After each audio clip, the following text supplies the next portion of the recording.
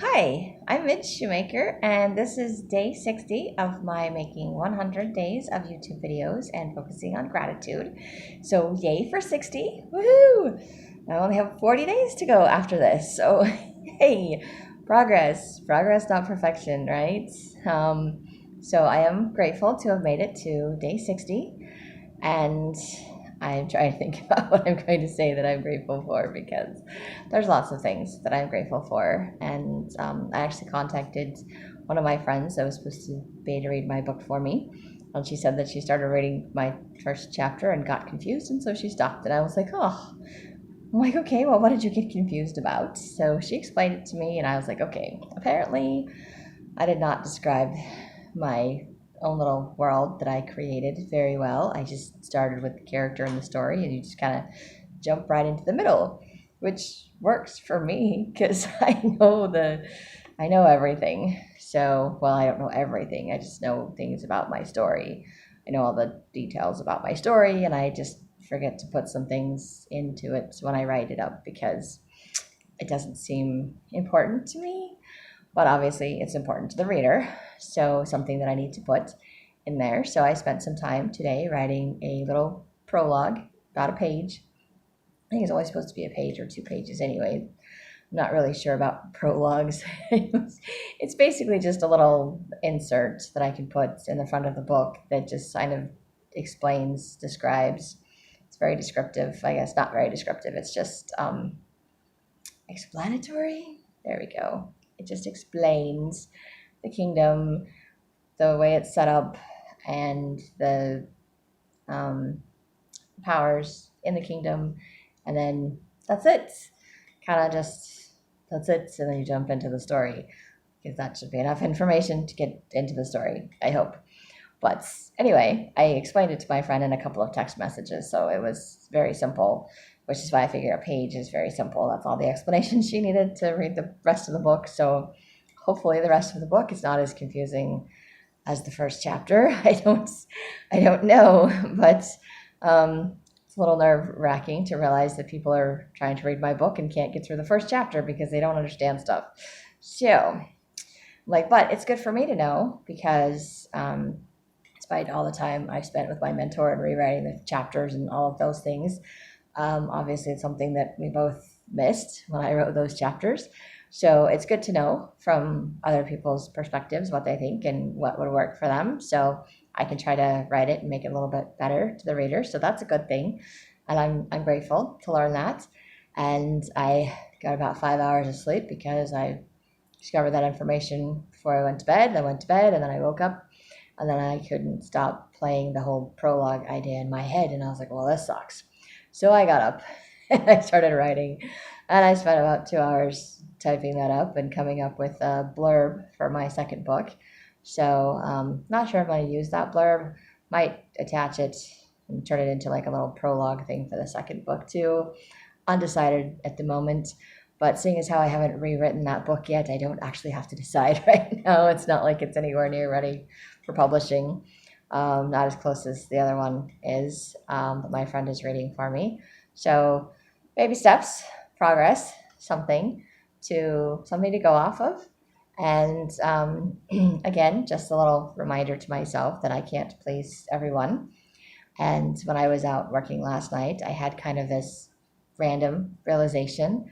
I don't know if it's good, bad, or whatever it is, but I realized that I, in doing these videos and in writing these books and putting them out to the public, that I will not get very much feedback.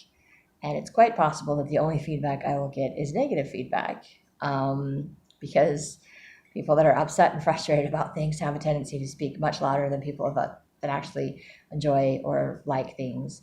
So it's kind of catch 22, I guess, because it's like I'm always trying to please the people that have the negative attitude and they can't be pleased. And then the ones that like it or enjoy it don't always comment or say. And then, of course, there's that saying, what does it take? 10 positive things to outweigh one negative thing. So you have to say 10 nice things to get rid of one negative thing.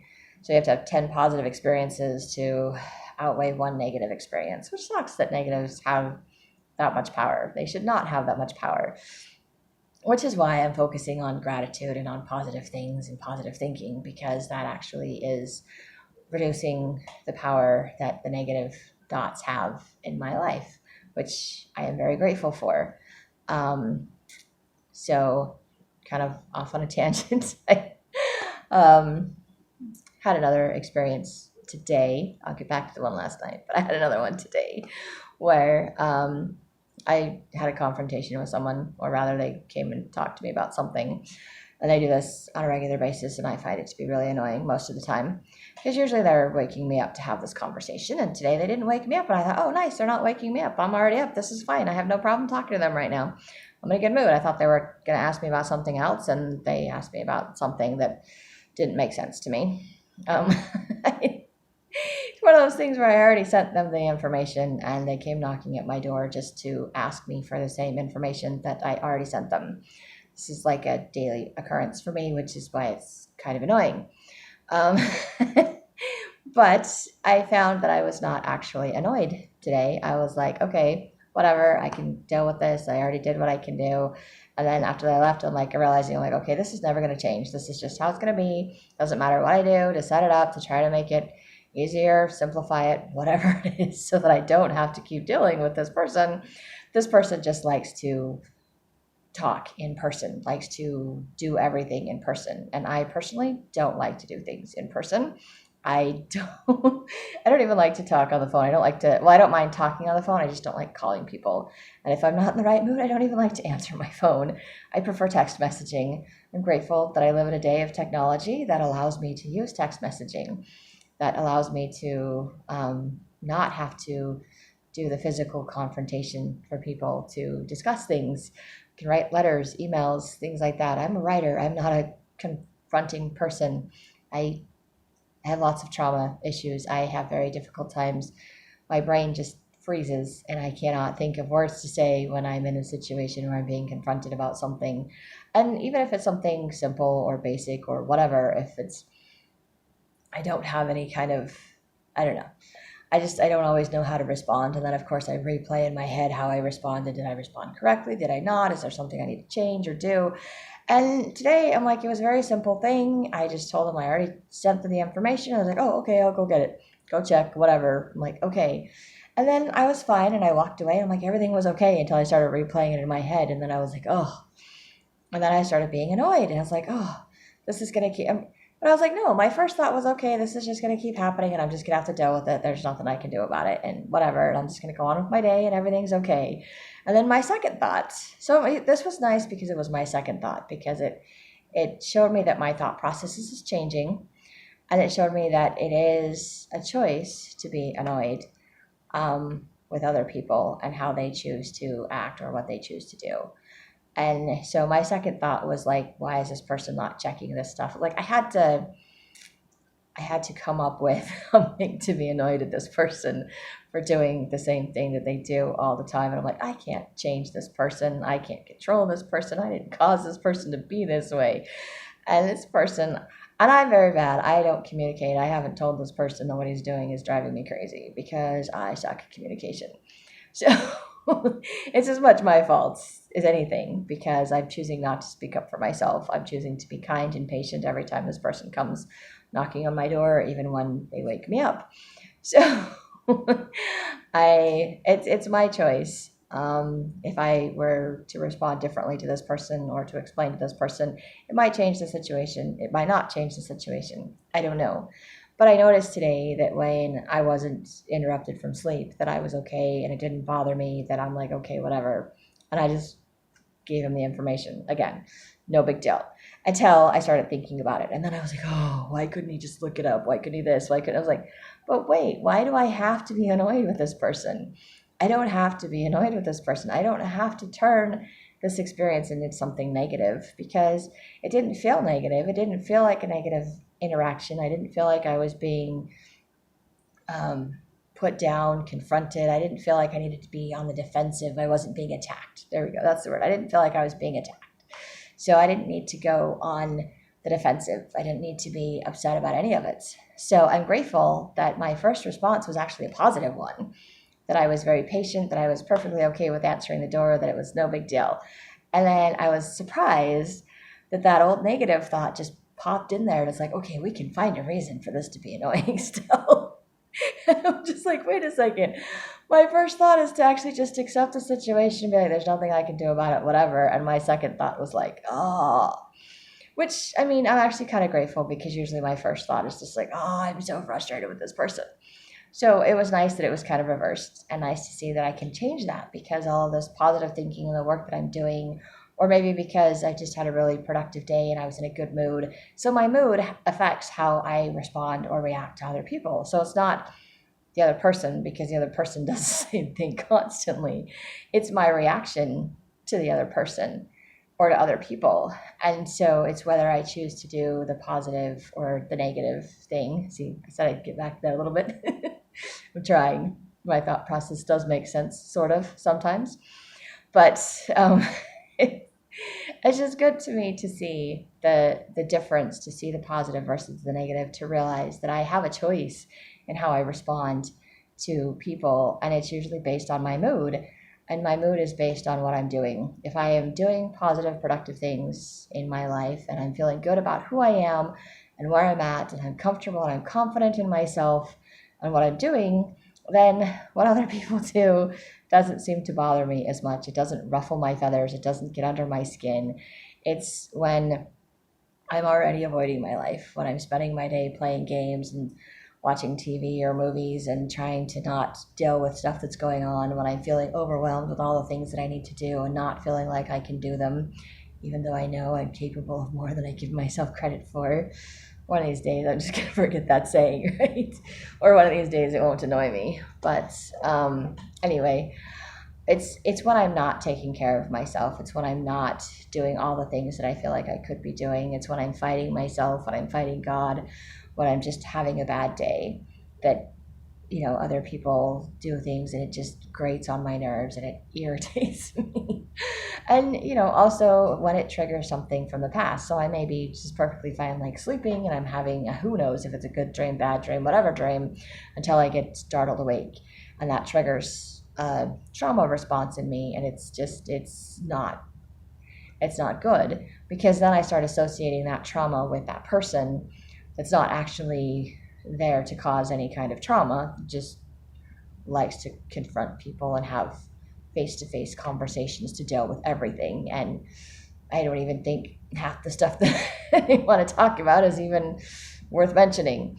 But again, difference of opinions. So, and I can't control the other person, but I can learn how to set boundaries or leave notes or do something to say, hey, enough is enough, So at some point, if I choose to do that, then that's the way to take care of myself and to stand up for myself. And if I choose not to do that, then I'm basically choosing to accept the behavior. And I can't get upset with this person for doing it. I can only be upset at myself for accepting it. So that is something else that I am learning. I don't necessarily like, because it means I have to speak up for myself. I have to talk. I have to share. I have to say what is bothering me, and those are things I am not comfortable doing.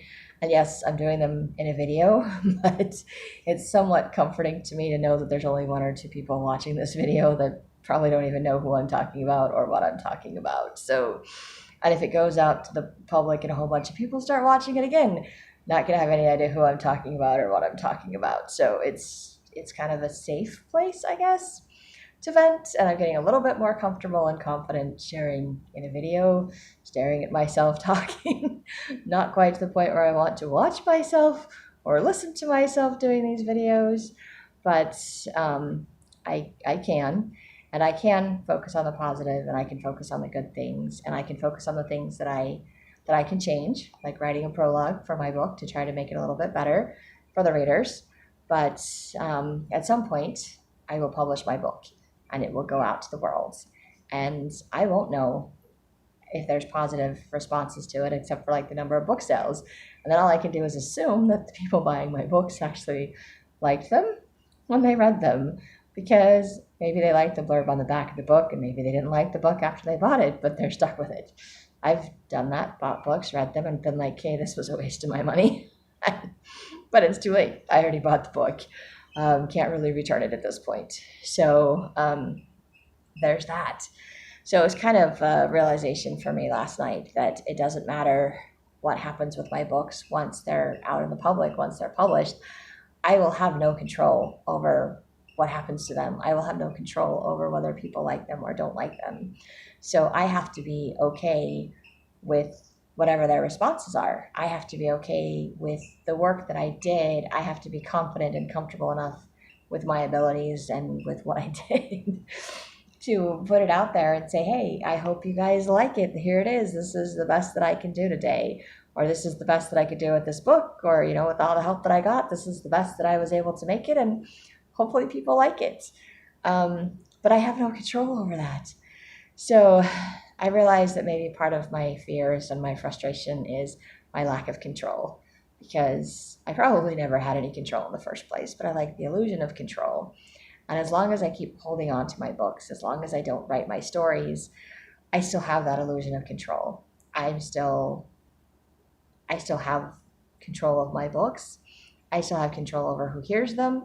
I still get to hear people's responses to them. I still get to decide what happens to them. But once they're published, once they're out there, once they're written, once they're shared with other people, I don't have control over what happens to them. I don't have control over how long it's going to take them to read my books, or if they're going to choose to read them or respond to them. I don't have control over things like that. So things are out of my control. And again, coming from a traumatic background where things were mostly out of my control, I think I automatically try to find things that are in my control. And my daydreaming was something that was mine, that was very personal, the stories that I created. And no one else knew about them. They were like my little secret in my head. And then I started to share them, and I was a little embarrassed, thinking this is like really bad or really dumb, or nobody else does this, and I'm a really horrible person for creating stories in my head. And come to find out, I'm not the only person that imagines things, creates stories in their head, and that all of these stories are actually really great ideas that I could write down and turn into books and make money off of. And I was like, thought people were crazy when they said that. I'm like, I could write these stories? I'm like, okay, a little nervous. So the fact that I actually wrote one is just amazing. And it's, one of the newer ones in the last 10 years. But I have some older ones that are 20 plus years old that I haven't gotten around to writing because it's easier to create brand new ones, like the Lanoya book that I just wrote this last year. So it's only been a year since I started, and I just recently finished like a month ago anyway. So it's not like I've been holding on to it for a really long time, but it's still taken me a long time to write it and a long time to put it out there. And there's still the realization that as I put that one out there, and it leads into the next book, which leads into the next book, which leads into the next book, which leads into the stories that I've been holding on to for 20 plus years. And it leads into sharing my stories, my safe place, the things that I have control over. It means letting go of all of those things. And I don't need to hold on to them anymore. I know I don't need to hold on to them anymore, and I know that they can be used as entertainment for other people, or that other people can enjoy reading them, and I can share them. And then instead of them being something to be embarrassed of or ashamed of, it can be something I can be proud of, and I can put it in a book form, and I can say, look what I imagined, and look what I wrote, what goes on in my head, and it's kind of cool. Now it's a story, and everybody can share that story.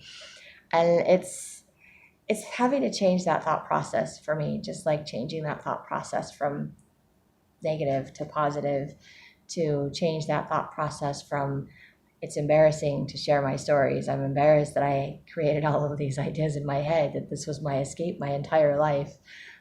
This is how I ran away from reality because I couldn't handle it. And I have my own little world now. And instead of it being this something to be ashamed of, embarrassed of, something to keep hidden or secret, something that makes me a horrible person that nobody knows about, I can put it out there, and it doesn't make me a horrible person.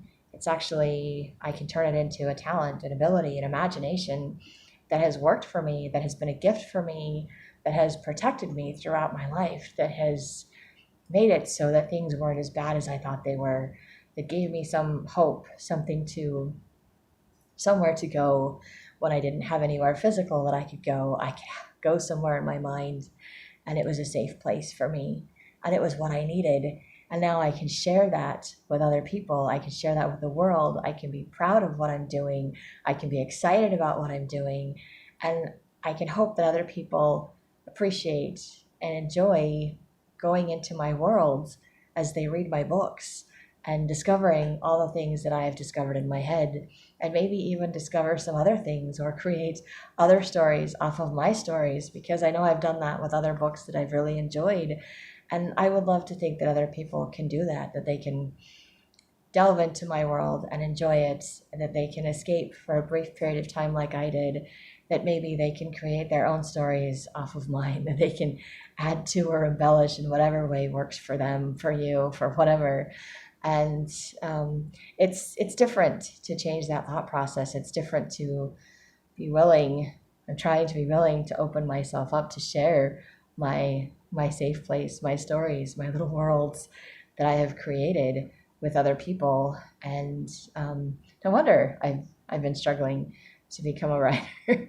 No wonder I need to do these videos and learn to be grateful and to build that confidence in myself, because once again, I don't know what goes on in other people's minds, and I don't know what stories you will create with my stories or from my stories. I don't know what you will think of my world. And to me, my world is me. That's who I am. And maybe that's not really who I am. That's just where I escaped to, where I had control. That's what I had control over in my life. And I'm letting go of that control by sharing my world with everyone on these videos and in my books. And it's a scary process. And then there's that anticipation, because as much as I don't want to be a people pleaser, I still want to be accepted. I still want to be loved for who I am. And I want to know that people like what I'm doing, that what I'm doing is something I can be proud of, that what I'm doing is a good thing, that it's something that people enjoy, and that it's worth sharing what I'm doing. And so, I mean, I've had a lot of support to get to this point, or I wouldn't be at this point. And lots of people seem to, well, not lots of people, the handful of people I've shared my ideas with, like my story ideas. So now I've shared my book with a few more people, trying to get some responses back, because not everyone that I sent my book to has had the time or the availability to read it. I had one friend that said she was just too busy. So I'm like, great, now I got to find somebody else. And of course, she suggested I pay people to do it. And I was like, I can't afford to pay people to read my books right now. So there are other platforms I could go to ask people that would be willing and maybe get a free copy of my book when it's all finished, if they are willing to be my beta reader, because that's probably the most I can offer at this point in time.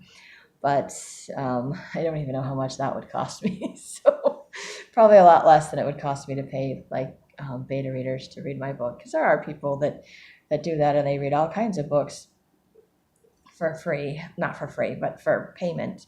They get paid to do that, and I'm like, that's great.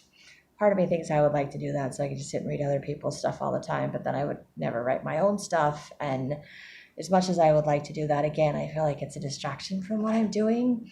And I mean, I wouldn't mind doing the trade-off for someone else that's reading my work. I'll read their work, and we just kind of trade input, because, well, I'm waiting for their input, they're waiting for my input, so we're kind of helping each other out. But yeah, I don't necessarily want to spend my time, not that it would be a bad idea, spend my time reading and doing other people's stories, but I have my own stories. So, and I do things differently. I know I've heard lots of writers say, you have to read as much as you write in order to become a better writer. And I read a whole lot when I was younger, and I have a whole lot of ideas in my head. And at this point, I'm just like, I don't have the time to sit down and read other books. And I'm sure there's other books that I would be interested in, but I also have bills to pay and other things I have to do. So I have to figure out how to balance my time, and I have to figure out what's most important. for me and what it is that God would have me to do. And since I have the inspiration, since I have the ideas, since I can literally just sit down, if I'm willing to take the time, I could just open up my laptop and type up an entire page and spend like an hour or two figuring out a prologue and something else like another prologue for my second book, or a blurb for the back of my second book, one or the other or both, I don't know. But that's something I can get feedback on at some point. So, but these are all things that I can do. So not that I don't need to read other people's works, and not that other people's stuff isn't important. It's just like my friends, it's like their life comes first and my stuff comes second. And for me, my stuff comes first and other people's stuff comes second. So I'm trying to remember that I get to come first, and trying to remember that I'm doing these things to become a better person, to be able to get to know myself better, to be able to do the things that I think God wants me to do, so that I can be happy in my life, so that I can see things that I'm grateful for, so I can focus on the positive, so that I can overcome whatever hurdles are stopping me from being a successful author and from writing my books and being published and all of those things. So apparently it's a lot of emotional things I have to work through, a lot of changing of the thought processes, of changing my reactions, knee-jerk reactions to things. And today I did. My first response was good, and then my second one was not so good. But I think in the past, the first one has always been the negative one, and it's overshadowed the positive. And most of the time, I haven't even seen the positive because I get so fixated on the negative. So it was nice to have it the other way around, and it was nice to be able to not let the negative take over and have power today. And it's nice to realize that, I don't have control. It's scary, actually, to realize I don't have control over what happens. I think that's one of the reasons I freak out doing these videos, especially in the beginning, because I don't know what's going to happen with these videos. I have no control over who's going to watch them. And now realizing the same is true of who's going to read my books. And it's a little bit scary. It's a lot scary for me, but it's one of those fears that I feel like I need to face, a challenge that I need to meet, and I can do that just like I can do these videos. I'm up to day 60. I've got 40 to go. I can do this. I've done it thus far. It's 40 should be a piece of cake from here, right? So I can do this, and if I can do this, then I can publish my books, and I can put them out there, and it will be okay. And some people will like them, some people won't. Some people may still be confused by my writing styles. I don't know. And there may still be some mistakes that, in spite of all of my efforts, just slip through the cracks, and it happens, I think. That I will try to make it as professional and as well done as can be. And I will try to listen to see comments to try to make things better. But if no one's telling me what I'm doing wrong, I'm just flying solo and playing the guessing game. So, as is the case with most beginning authors, I'm sure. But I am doing the best that I know how to do for right now. And I'm grateful that I have friends and family that are willing to support me and help me figure things out. And hopefully I will get some more feedback so I can make some more positive changes to my books and to my life. And that is kind of my goal, to give myself purpose, to have a direction to go in, to change the way that I view things from negative to positive, from something to be ashamed of to something I can be proud of. And I'm grateful that I can start making that shift. I'm grateful that I can see that shift happening, that I can see that thought process changing. And as it changes, I become a little bit more confident and comfortable with what I'm doing. And I feel like it's doable, and I can do this, and it will be good, and it will be okay, and it will work out. And it's not going to blossom overnight. It's not going to happen overnight. I mean, come on, this is day 60, and this is finally sinking in for me. My reaction is finally starting to change from, initial reaction is changing. So I'm like, yay, my default button is losing power. Yes. And I know just a couple days ago, it was totally in control. So it's losing a little bit of power. But I also think it's because I was focused on doing other things today, things that I enjoy doing, things that are working towards my ultimate goal of becoming a published author. And because I was working on writing, because I was doing things that were taking care of myself, I was in a better mood. So my mood, my attitude, it makes a huge difference in my reactions to things. So I'm trying to work on more positive attitudes, focused on gratitudes. And I hope that that works for the people that are watching this video. And I hope you all have a day full of gratitude. Thank you.